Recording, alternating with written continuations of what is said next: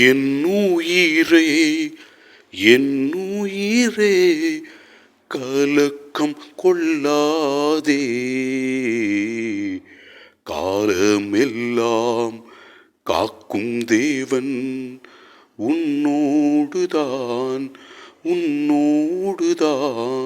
ஆண்டவரே இயேசுவே, எங்களுக்கு தேவையான எல்லா உதவிகளையும் செய்து எங்களை வழிநடத்துகின்ற உமது நல்ல உள்ளத்திற்காக நன்றி சொல்லி உம்மை ஆராதிக்கின்றோம்.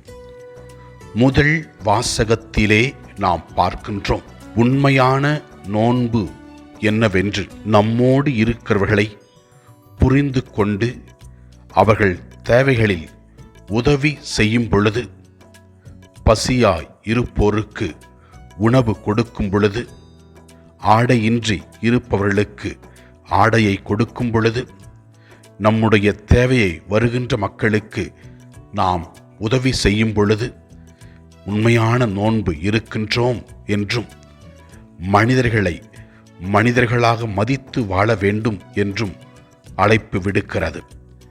நற்செய்தி வாசகத்திலே நாம் பார்க்கின்றோம், இயேசுவோடு அப்போஸ்தலர்கள் வாழும் பொழுது அவர்கள் நோன்பு இருக்க தேவையில்லை என்றும், இயேசு கிறிஸ்து அவர்களை விட்டு எடுத்து கொள்ளப்படுவார், அப்போது அவர்கள் நோன்பு இருப்பார்கள் என்று இயேசு கிறிஸ்து கூறுகின்றார்.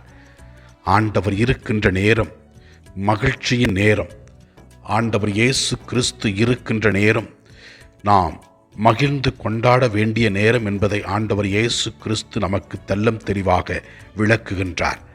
மேலும் நேரம் வரும்பொழுது இயேசு கிறிஸ்துவிற்காக அப்போஸ்தலர்கள் சான்று பகர்வார்கள் என்பதை தெளிவுபடுத்துகிறார் இயேசு.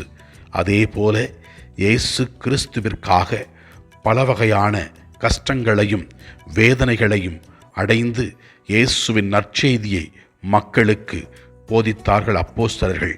மறு கிறிஸ்துவாக இந்த உலகத்தில் வாழ்ந்தார்கள்.